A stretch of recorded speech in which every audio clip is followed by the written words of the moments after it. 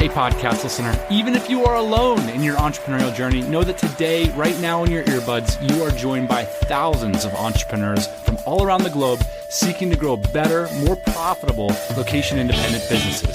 If you'd like to learn more about what we do and download our entire back catalog, check out tropicalmba.com.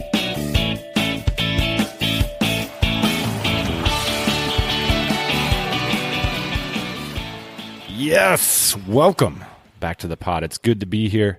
So Ian's back in Texas, and I've stayed on in Asia. But a few days ago, I was able to get him on the blower. We put our noses to the grindstone, and we asked ourselves, what are 5 interesting trends happening in the community right now? Because, of course, just a few weeks ago, we hung out with hundreds of you at our 8th annual event in Bangkok called DC BKK. So for those of you that weren't there, we're going to try to put our finger on 5 trends that can hopefully inspire you to grow a better location-independent business. But before we get into that, I just want to do a little bit of housekeeping. Folks have been asking about Dynamite Deals. What's going on? The idea behind Dynamite Deals was, of course, what if we can find done-for-you services designed to improve your business or lifestyle, present them to the TMBA audience, and create a win-win deal. Get amazing services at amazing prices. In our first 3 deals, we did $67,000 of partner revenue. Incredible result, and something we intend to continue to do is bring these deals to the audience. The issue right now is, tracking down quality services and creating win-win deals has been super labor intensive. So the next step for us is really digging in and figuring out which products and services are helping TMBA listeners grow their businesses. Again, that idea, like click the button and you're going to have a better business for it.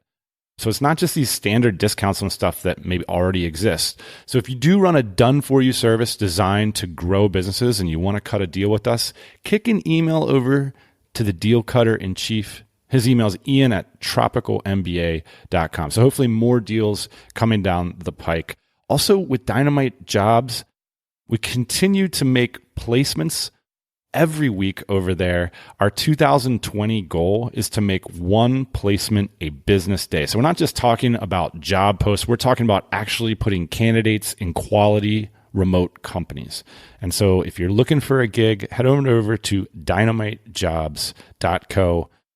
We are going to continue to push Dynamite Jobs forward in 2020 and hopefully have some exciting things coming down the pike there to share with you. All right, so let's jump into the 5 trends. I think it's fair to say that Boss Man and I both left Bangkok in quite a daze, exhausted but buzzing by the countless conversations we've had with so many of you.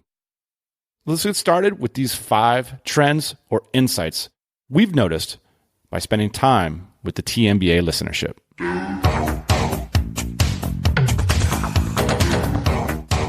Now, Ian, a lot of these insights aren't going to be about our business specifically.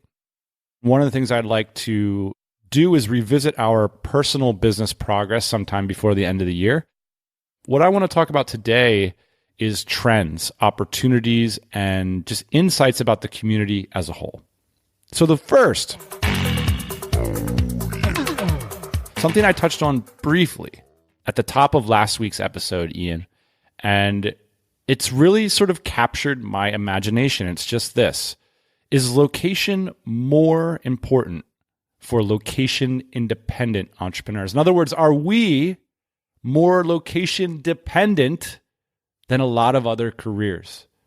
Wouldn't it be a sweet, sweet irony if this were the case, Ian? It really got me thinking, though. It was a conversation with you that I walked away from. I mean, basically, the context for the conversation was a friend was essentially looking to jumpstart his business.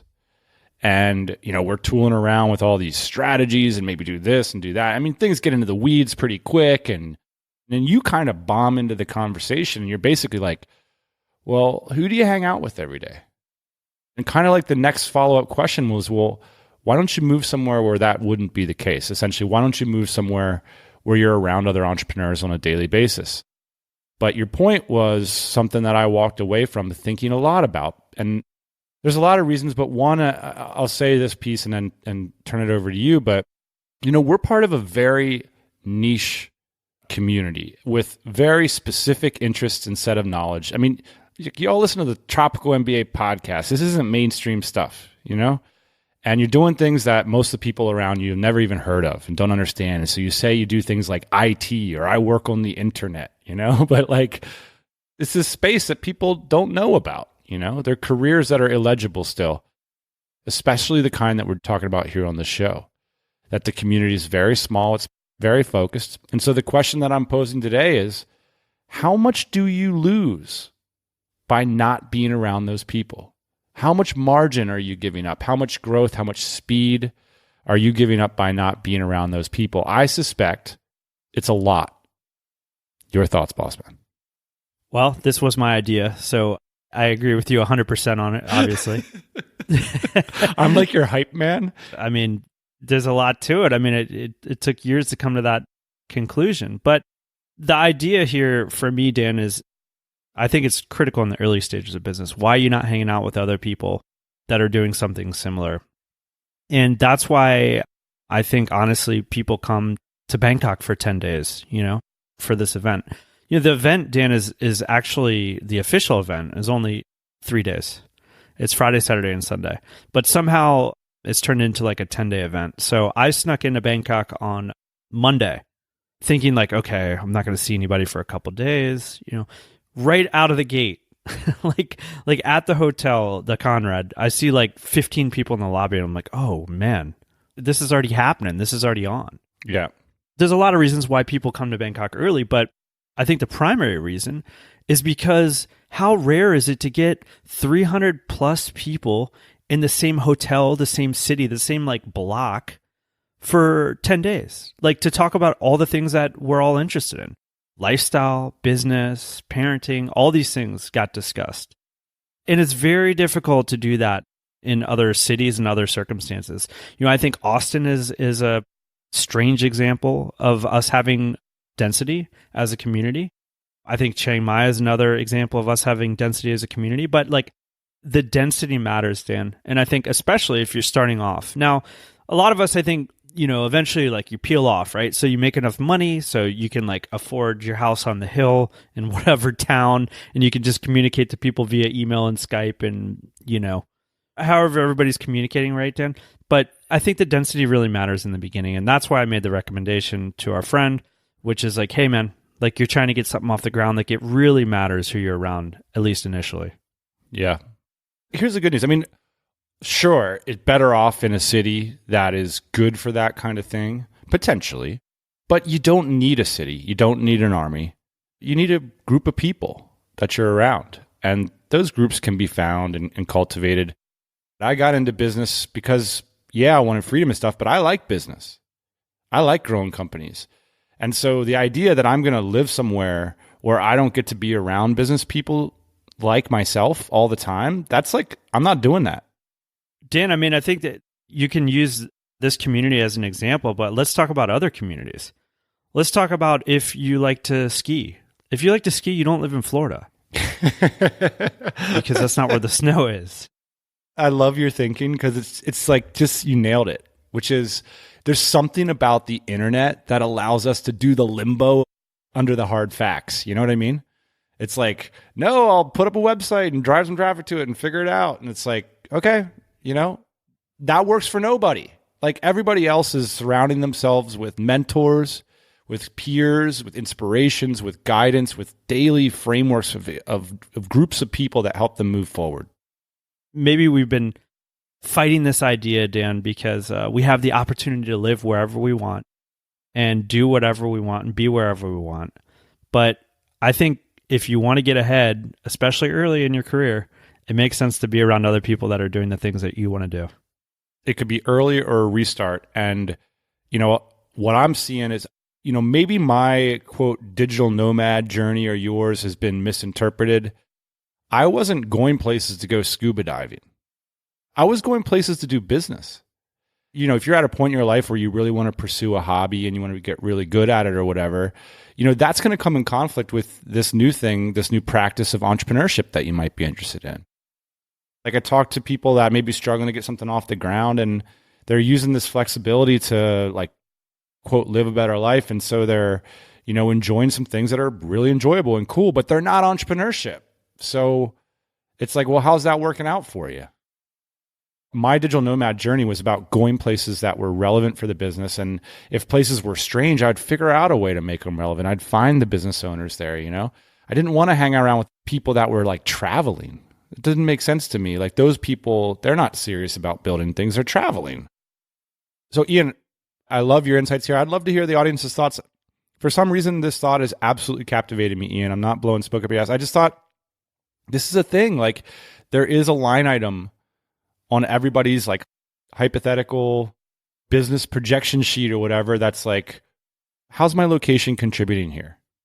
There's the really black and white stuff. Like what's my tax rate? How much does it cost to hire local people? All that. But then there's this sort of more philosophical and relationship stuff, which could be the most important of all and is tougher to see. And so location independent isn't location arbitrary. Ignore your location at your own peril. Okay, so number 2, Ian. This year, we noticed a notable lack of trendy business models. One of the ongoing memes or jokes that us and the team have at DC BKK is sort of like, hey, can you see like what the trend is this year? So in the past, it might have been like Amazon business. And then like the year after, it's like Amazon affiliate business. And then the year after, it's like FBA. And then the year after, it's like cryptocurrency. And like there's this trend. There was one year where I talked to a bunch of people writing white papers. And I think that's awesome. But, that was a very short moment in internet business history. And so I was looking for it this year, and I didn't see it. I just didn't see it. I looked around the room and I saw a bunch of businesses that would just look like, hey, these are businesses that make money, like businesses we would all recognize. But I think there were some common threads to be discussed in this idea that there was a lack of trendy business models at the conference stand. And I think one of the... Hold up. There was a trend, though. The trend is there's more money for this stuff than ever. The trend is money, money, money. Everybody seems to have cash. Were you feeling that? I was definitely feeling that. I'm actually I'm a little bit nervous about it, if that makes sense. Like, I think that, as we've seen in the space and as we talked about on this show before, private equity, investors, they're all circling around this community like a bunch of hawks. And they're trying to figure out, how can I deploy cash onto these businesses? Yep. I've heard so many times, Dan, from people that run these firms that have this investment money, is that their investors are desperate to figure out a way to deploy the cash. Many of them know that they will lose cash on these deals, but they're just hoping that a couple of them hit and they can outperform the market. And we've spent a lot of time, and we don't need to go into it in great detail, figuring out whether or not these businesses can actually benefit from this cash. But I don't think that matters, because I think that these investors are coming and they're trying to figure out how to make it work. The idea here, Dan, is that people have essentially more money than they know what to do with. And I think that's the case on the investor side. And I think it's also the case on the business owner side. A lot of these businesses are doing very well. And people are not reinvesting it all into their business because they're not exactly sure how to do it. Maybe they haven't figured out how to make good returns on it yet. And so people are flush with cash. Yeah. And I've got an idea. Oh, boy. Here's my idea. This is not on my note sheet. This is something that I've been practicing for the last couple of years, and I just want to bring it up. The idea is do nothing. Do nothing. I think, Dan, we're living in a time that has been amazing. We started our first business around the time that the market crashed. Yeah. And we grew through that. And so we were even immune to that because we were in a market where we had a better product and that was kind of on the upswing. And I think a lot of ways we got lucky, But anyways, we grew through that recession and we continued to grow. And a lot of people that have been in this conference the last 8 years, 10 years are in a similar situation. We haven't felt the pain of a downturn. And so everybody's trying to figure out where am I going to spend my money? What am I going to do with it? Do nothing. Just wait because it's coming. I promise. Our parents' generation, they'll tell you all about how it's come and gone a bunch of times. There's been a dip, couldn't take my money out of my retirement, had to work another 10 years. I think that people with money now, if you can hold off, if you can not buy an overpriced asset, because I think a lot of assets are overpriced right now, if you can hold off, you can wait until the market has a correction, you're going to find yourself in an interesting position where you can swoop in on some half-price assets. Now, I know a lot of y'all probably out there thinking, what are you guys talking about? We're not all Scrooge McDuckin out here. But a lot of people just don't have money yet. That's fine too. That's why we're all here in the entrepreneurship game, is to get ourselves on a path full of peers that end up in this, wonderful position you're talking about, this cash position. So this point is really about like a meta view of the community, suggesting that not only is there like more money in the market out there, but more of that money seems to be focused on the assets being built in this community. So if you did want to sign a term sheet to take on an investor because you don't have cash, there's probably never been a better time to do that. That's the takeaway. There's another takeaway for people that aren't Scrooge McDuckin yet, which is sell. Maybe. Well, what I was thinking is there is a lack of operator talent. In other words, like there's more investors than entrepreneurs. Like there's an imbalance in the marketplace. There's not enough competent operators. There's not enough people that know how to run a business. Entrepreneurship, it is a know-how. You learn it by doing it. You learn it by apprenticing with people who are not bullshit. And when you learn that skill set, you are in the power position in today's marketplace. If you're hearing this and you're thinking, man, I don't know how to like partner with somebody to get some money to do something, or I don't know how to, and then it's like, well, that means you haven't apprenticed long enough to understand that skill set of entrepreneurship, because at least at the meta view, that particular action of partnering for cash, for example, has never been easier. Dan, I just want to say one more thing about money and these assets. I said sell. I think now might not be a bad time to sell. Like we just talked about, like there's tons of money. Everybody's looking to get in.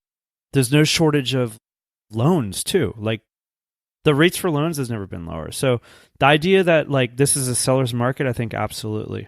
Now, that being said, I just want to mention like the price of these assets. Dan, you know this, and I'm sure a bunch of the listenership knows this. I follow like the used car market very closely, especially like classics and cars that are like appreciating in value. There's actually an app now where I think it's called Rally, where you can invest in cars. It's a fund, right? Yeah. And they like acquired a bunch of classic cars, and like you can invest in these cars. Anyways, it's pretty interesting. But I think like these automobiles are becoming like real asset classes. Like before it was just like, oh, there's a couple cars that are appreciating, but now it's like a lot of cars are appreciating and people are like trading them like art. Now that being said, Dan, I want to mention, because I watch this market so closely, the price of certain automobiles has peaked. It's actually coming down. And I think that might be a leading indicator of something to come. One other point I feel compelled to mention, this idea of selling based on the market conditions is an idea that I critique in the book Before the Exit, which continues to inspire fruitful conversations. But it's this idea of like, okay, well, you're going to cash out of your asset, which was built by this hard-earned skill entrepreneurship, in order to get this asset class, cash, which people are having a hard time deploying.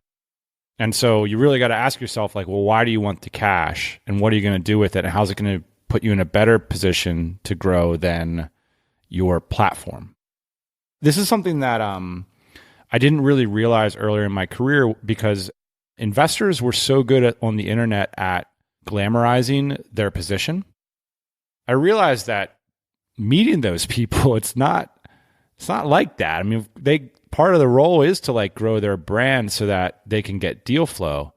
And what we're hearing now and what we're seeing on the ground is that deal flow is really hard to come by because everybody wants a piece of it. And so again, not only is that skill set of operation what's in demand right now, but it's actually operating something that's in demand. And very practically, I suggest that if you're networking and you own a business, That is a way more interesting. And in a book, I call it an ace up your sleeve. Whereas if you're networking and you just got some cash in the bank, you're just the next rich person. It's not that exciting. Yeah, and there's increasing competition in that space. If you're like curious about like why these investors like have blogs and stuff, it's because they need the deal flow. Remember this URL, smashdigital.com/TMBA. That's where you can get a free video mini audit of your site's SEO by the team over at Smash Digital. I've been hearing about these things. The listeners love them. So go get your free mini audit, smashdigital.com/TMBA. Of course, not every entrepreneur or company can benefit from getting Smash Digital's SEO services involved. So I asked the founder, Travis Jamison, what sort of businesses tend to get the most benefit. Companies that are established and have a quality site. So people whose sites have good content already, if they've been somewhat SEO optimized, if they're modern, people who have businesses versus hacks. Businesses do well. We have a company in the financial services space. They have raised tens of millions of dollars, and they're valued at hundreds of millions of dollars. And their entire business is built on SEO. And it wasn't even good at first. So Smash Digital is not just another SEO company. They have skin in the game. They're using tried and true and tested techniques from Travis Jamison's own suite of businesses, and they're putting it towards their clients. So why not get your hands on that free mini audit and see what they're all about? Head on over to smashdigital.com/TMBA. All right, number 3. What is the landscape of people actually making money on the web? I had an insight into what it actually looks like, Ian, and I want to run it by you here today. Because people often ask, and they're curious, like, what's the breakdown here? Like, how do people make money on the internet? By the way, yeah, I just want to say this real quick. Like 2019, when people ask me what I do. Do you say IT? Yeah, you say IT. You say, oh, I work online, or, you know, I was talking to a lady the other day, and her like mind was blown, you know, that like travel anytime you want and like work online and all this stuff, you know. But there was like no follow-up questions. It was just like, oh my gosh, like mind blown. Meanwhile, I'm like, this has been around for like an awful long time, like 10 to 15 years at least.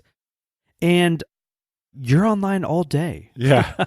Like as a consumer. You're using this stuff. You're like the number one user. Exactly. I'm selling stuff to you every day. Exactly. And people are like, this is big mystery. Like, how? Oh, wow. Gee, wow. Meanwhile, if you told them you were like an astrophysicist who sometimes collaborates with NASA or something, be like, cool. Wow, that's great. Yeah, I saw a story on NASA the other day on 60 Minutes, and interesting. Yeah. We're just being mean now. Okay, so the point here, Ian, is how are people making money? What's the breakdown here? I do think that DC BKK is a pretty decent sort of cross-section of ways to make money vis-a-vis sort of this internet lifestyle, so to speak.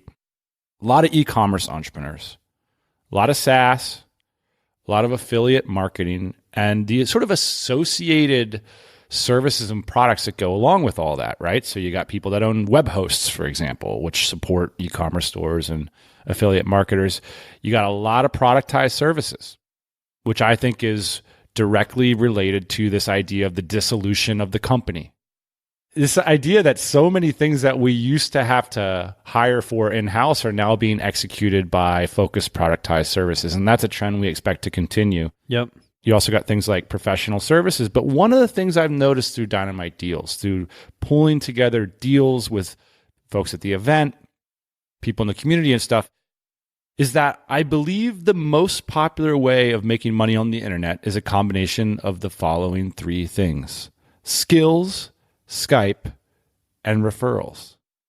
So I'll dig into each one. So skills are typically professional skills that you got from your career.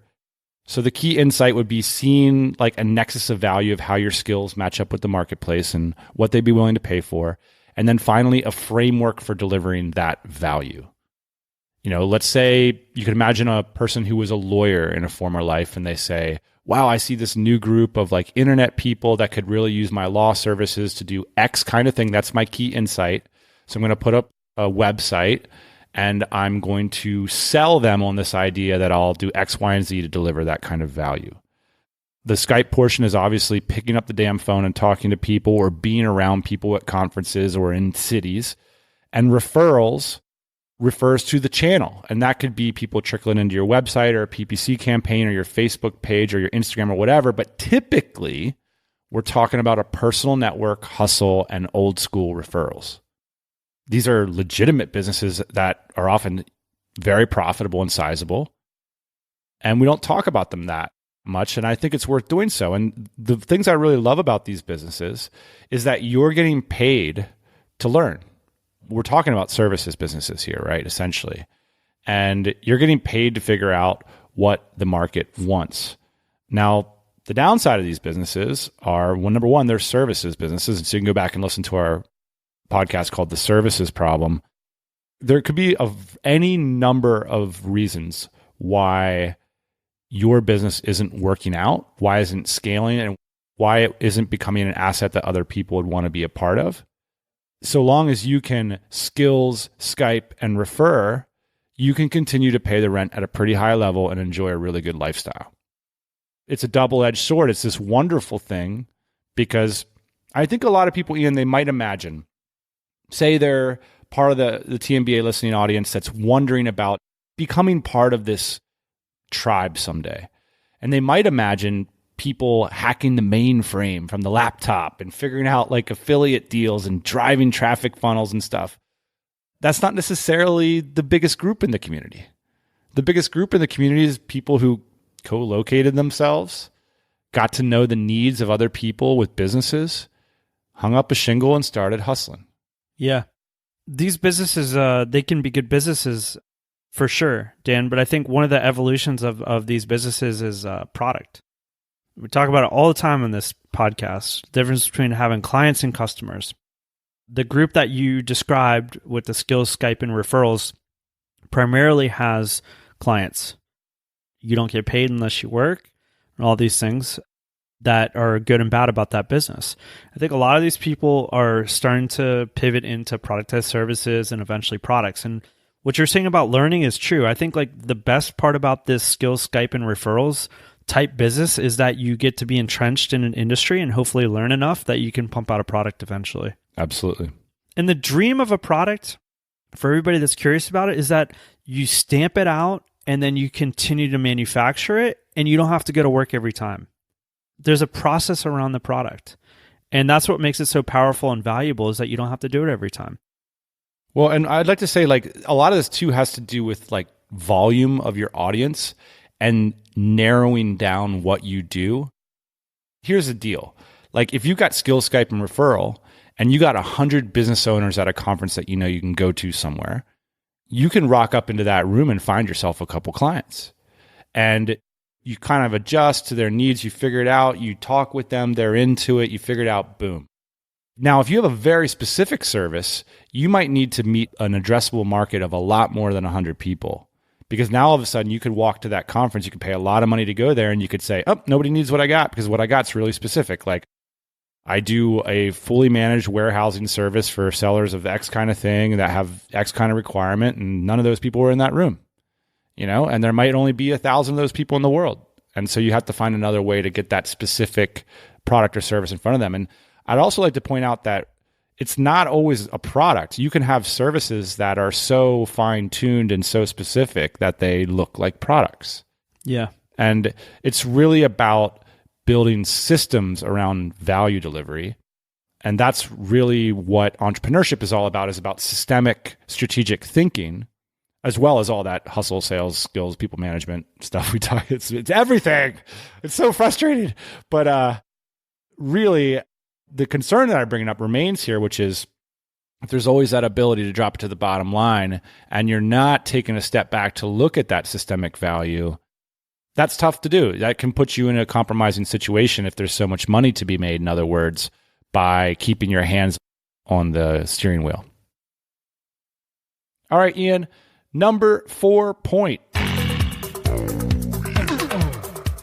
A lot of people are at a financial stage in life we're going to call peak consumption. This is one of my favorite new ideas. And I'm like trying it on everybody I meet. It's not sticking. We're going to keep bringing it up. I'm like trying it on the cat. I'm like trying it on my 2-year-old. I'm just like, I got to tell everybody about peak consumption because it's one of the things that I've started to notice. And here's the idea. There is essentially, this is like a very weird thing to say, but for a lot of people that have been doing business for several years, maybe you have a little bit of that money that we talked about in the previous point. There's essentially nothing that you can't afford, you know? Now, I'm not talking about like luxury jets every day and things like that. I'm talking about like a trip to Fiji next weekend, the watch that you want, the new sheets that you want on your bed. Like, you can just buy it. And these things and these experiences have never been cheaper before. And so I think that a lot of us are finding ourselves at a situation where we're at peak consumption. And the idea is basically you can have anything and everything you've ever wanted whenever you want it.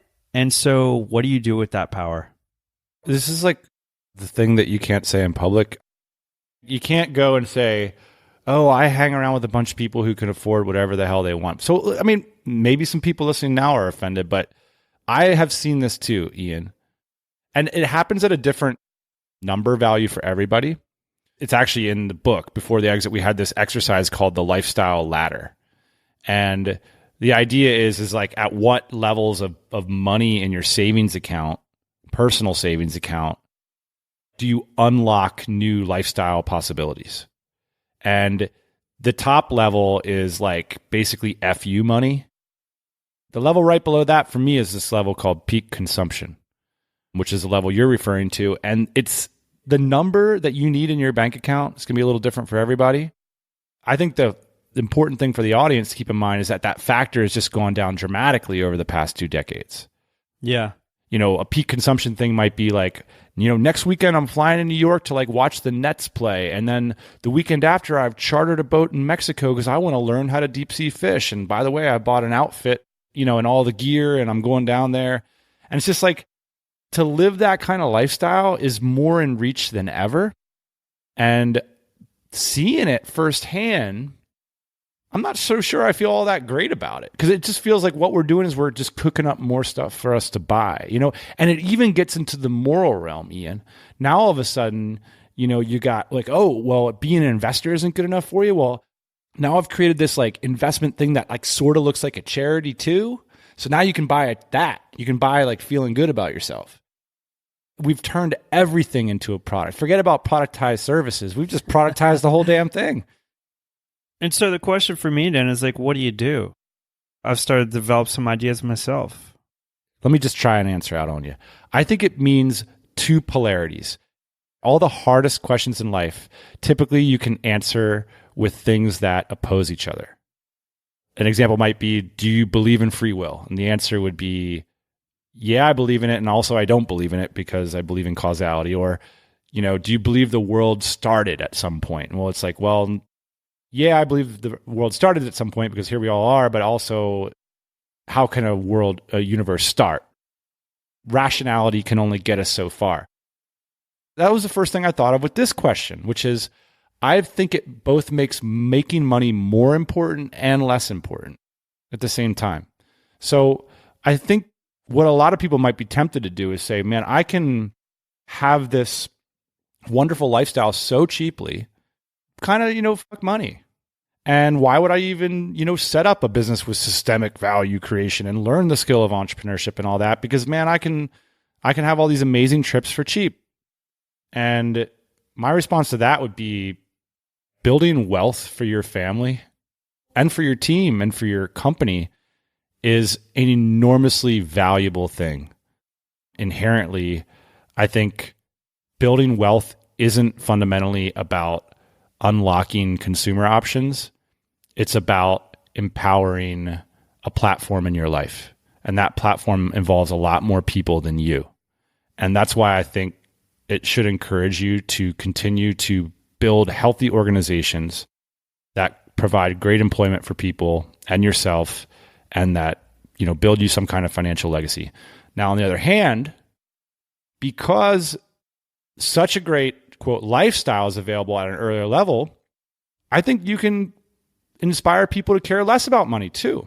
You can say, look, I'm building a business for the long term, and so I'm not going to make compromises while I'm doing it in order to buy shit, basically, right?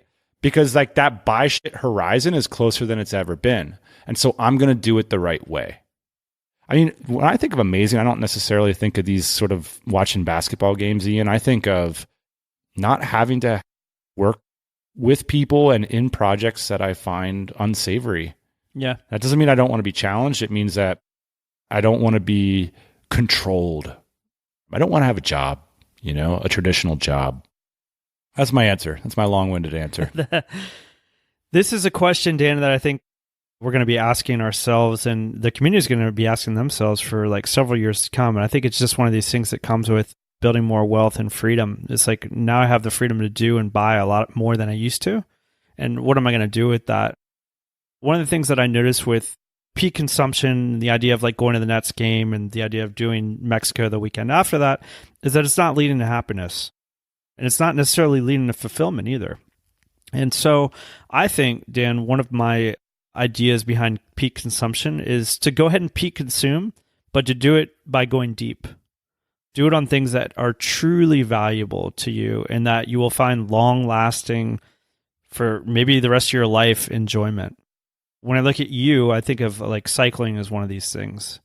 These activities that never gets old for you. And it doesn't cost a lot of money, but you are at like peak consumption with it. Like, you could not consume more. I have seen you. You're on the internet, you're reading, you're doing, you're talking. Like, you're going so deep into cycling. And I think ultimately that's probably a interesting approach. Like, when you have a little bit more time and money than you know what to do with, you've chosen to go deep. And I think that's one of the solutions here. So, it might be, Dan, that a lot of us never had money before, or we never had a passport before. This was certainly the case for me, right? Started traveling like in my mid-20s, and so it makes sense to like go to all these places and see all these things and to do all these activities. But then my guess is like eventually it does probably narrow down. But the fact that like these opportunities are available now to like so many people, it's interesting to see what they do with it. Another thing that has sort of come up is when people feel dissatisfied, they seek out purpose, right? And I think purpose has started to get packaged in our culture too. Marketers are clever. People who run organizations are clever. And so people who run an otherwise healthy business might look to do things like send off money to an organization or do something that has, quote, more impact, or they hear things from people. And I'm always like fundamentally suspicious of stuff like that, but I also like am worried about people who care about impact too. It's concerning to me when you put your stock and your happiness and your sense of purpose in outcome-based thinking rather than process-based, or you're doing things for a means, and that means is to like make other people happy or to make other people's lives better. Whereas the ends would be you do it because you feel inspired to do it. I'm always concerned when there's like a connector in between. It's like, I want to give back because, like, once the because comes in there, I think we've got a problem. How about I'm giving back? And the place you always start is not with your money, but you start with your time. Like, if you want to see what people value, you watch what they do. That's why it might be interesting for people that are in a position to do this, Dan, is to start their own organizations. Exactly. Is to fulfill their own promises to themselves and to others, not through some kind of organization. If you do that, though, which I think is the exact right thing to do, you might, open yourself up to a rude awakening. One is that you don't want to do that stuff you thought you wanted to do. What you wanted to do was purchase it somehow. And that's where I think about like this outcome-based thinking. For me, it's like, think of it as a means. Like, what do you want to do in and of itself? And why isn't that good enough? When anybody out there figures out how to be happy, send me an email because I want to know about it. But I also worry, I don't think happiness is really that great of a goal anyway. I think it's sort of a strange modern obsession. I don't buy it. Coming from you, that makes perfect sense to me. Dan, final thoughts on this idea of peak consumption. I think my challenge to myself and maybe to the listener group is to zoom out this period of time, where we have abundance in a lot of things. Zoom out.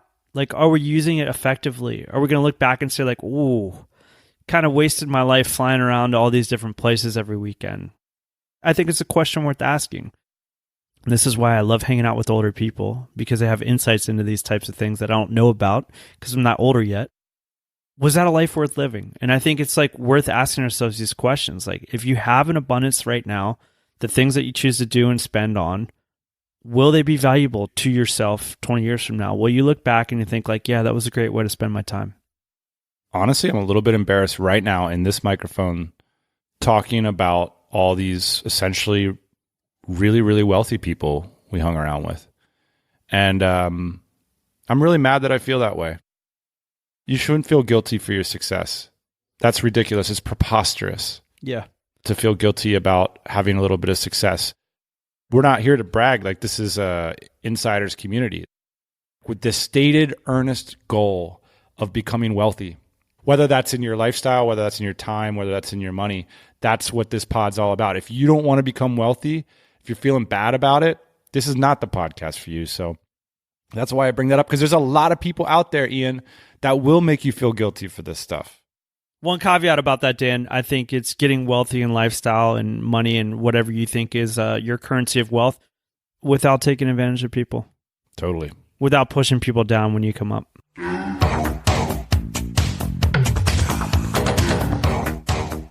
All right, boss man. The final point, I think, apropos to the conversation is this audience, the TMBA audience, is willing to have conversations that no one else will. I mean, just as an example, look at the last 4 points. This is very niche information. This is not things that you can bring up with everybody.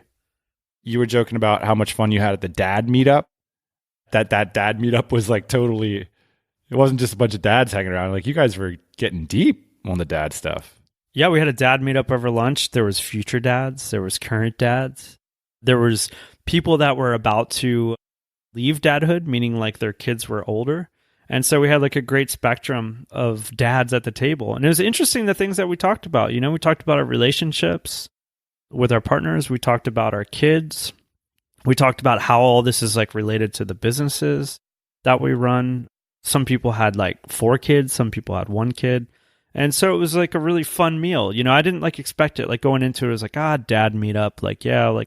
What are we even going to talk about here? But it turns out we went deep on a lot of different subjects. Well, DCers just go so deep so fast.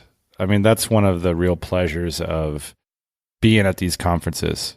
We've lifestyled our business, right? Quite literally. That's sort of the original idea of the show here is we've said this is all happening in an important context. And so it's just natural that you're going to have conversations about how you're structuring your life and your relationships right on the tail of it. Well, one of the things that I've heard about DC BKK, but for some reason, it's really started to get cemented into my mind, Dan, is how our events are different than other events. There's a business conference for everything. But I think the difference between our events and other events is you can talk about your checkout process. It's why am I not converting? And people will go deep, let me look at your analytics, what cart abandonment tool you're using, yada, yada. Yeah. And then 5 minutes later, they can have the same conversation about parenting in the same amount of detail. And it's equally important, these two conversations. And I think most business conferences that you go to, you will never have the conversation about parenting. You just equated fatherhood with conversion rates. We are keeping that in the episode. Equally important. It's equally important. Those types of conversations about parenting, most people are not willing to open themselves out to that type of vulnerable situation where they're talking about hey, it's not going that great with my partner, or hey, my kid's not doing so well in school. I'm feeling a little bit guilty about how much time I'm spending on my business. It never gets to that point when you're at the business conference. But for some reason, like, we're attracting the type of people that it does get that deep that fast. It's that sort of thing that makes these things so special. So for all of you that did come out to the event, we appreciate your energy. And for those of you who didn't make it out this year, we hope that this episode gave you something to think about and hopefully a little inspiration for you to grow a better business. That's it, boss man. It's amazing. This, just to give you guys some behind the scenes, this is on a 3-page small font or a 5-page small font document, just with notes from the team, like all the stuff that happened, Just a little nugget right here. Like, Laura Roeder's on stage and she's talking about spending in her business. And she shows some graphs and she says, like, look, this is a particular cash flow. You spend X amount of dollars to support that cash flow. And you think you're going to take the X amount of dollars and re-spend it and it's going to behave the same way, but it doesn't. Let's dig into that a little bit. For Laura to go up there and put her business up as a case study to show how that worked specifically in her context is actually sort of the context for all these other conversations, which is people going up there and saying, for 1 week, I'm going to share my experiences with all you so that you can build better businesses. I'm not going to do it because something.